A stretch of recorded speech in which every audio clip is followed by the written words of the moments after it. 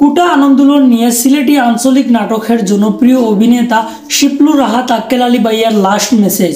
চলেন দেখে আসি তিনি কি বলেন। তিনি বলেন, আমি আমার স্বাধীন দেশে স্বাধীনভাবে বাঁচতে চাই।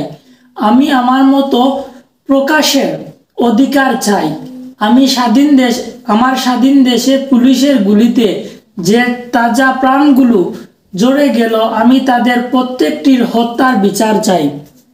তো ভাই বল, আপনারা দেখতে পারলা আপনারা আক্কেল আলী ভাইয়ে এই কোটা সংস্কার নিয়ে লাস্ট মেসেজ কিতা দিছেন। এর বাদে আমরা শিওর নাই তানোর কাছ থেকে কোনো আর মেসেজ আইব কি না আইব।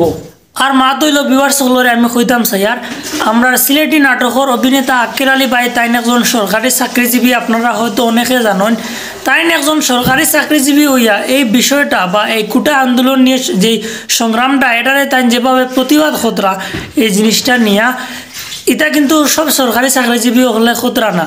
তো ইলা একজন মানুষই আমরা স্যালুট জানানো দরকার। তো এখন মা হইল বাংলাদেশ বর্তমানে যে অবস্থা চলে, সবই বাংলাদেশি ভাইয়ান্তর লাগিয়া দোয়া এবং ভালোবাসা রইল আপনারা যেন আপনার অধিকার ফিরিয়া পায়।